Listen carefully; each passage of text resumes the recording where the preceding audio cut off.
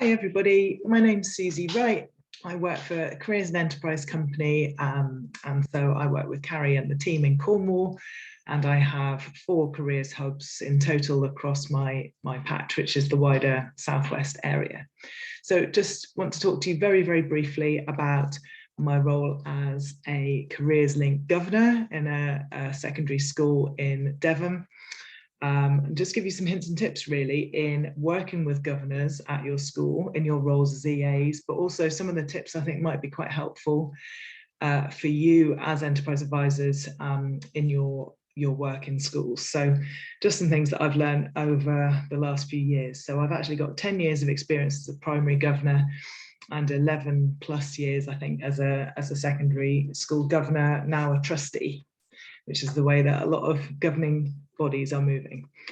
So my top tips to you in working with governors in the schools and also as EAs, I guess, to make yourself useful in a school. So as a governor, there are a few kind of top tips that I would give you. So number 1 would be to try and get careers on the agenda. So each year, the governing body needs to sign off the careers programme, make sure things are on the website and everything else. So by getting careers on the agenda for the September meeting would be my top tip to make sure that things go through smoothly.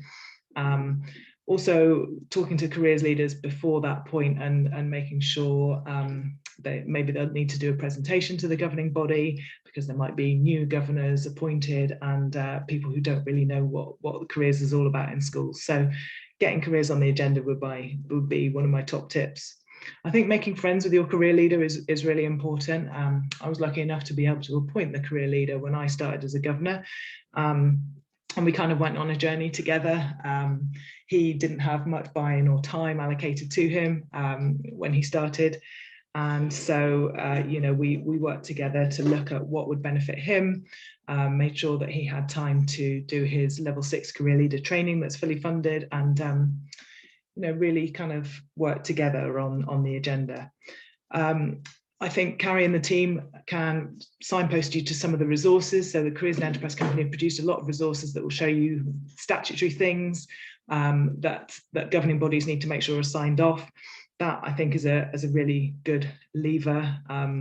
You can also mention Ofsted in terms of, I'm sure the enterprise coordinators in the room can give you some examples of recent Ofsted inspections where careers has been quite high on the agenda. So that can quite often be a good lever for head teachers to start taking careers seriously.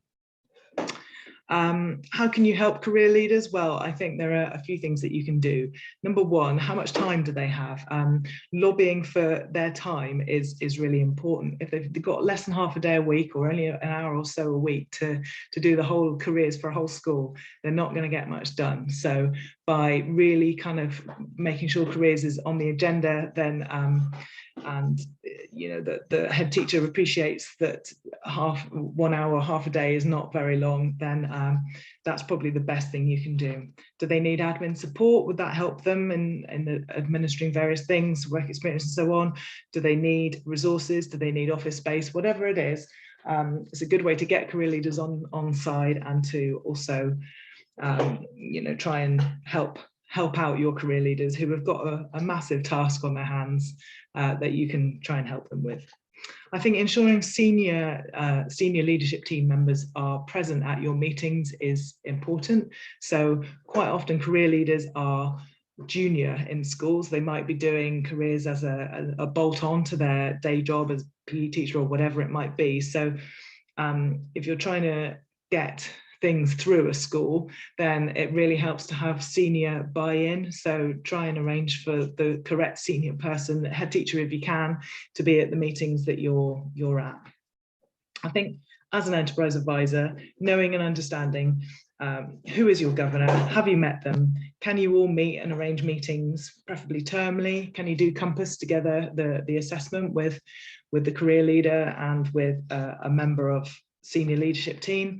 That will allow everybody to pick out and understand exactly where the school is, where the gaps are, where the weaknesses are, where the strengths are, and where both the enterprise advisor and the governor might be able to help in terms of moving things forward. Those are just some really quick top tips from me. Be persistent. It took me years to change the culture in the school where I'm a governor, to actually moving away from just purely HE focus to actually understanding that technical and vocational and apprenticeships was a thing and a viable option for young people. Whatever your challenges might be in your specific schools, good luck with it, be persistent, and hope that helps. Thanks.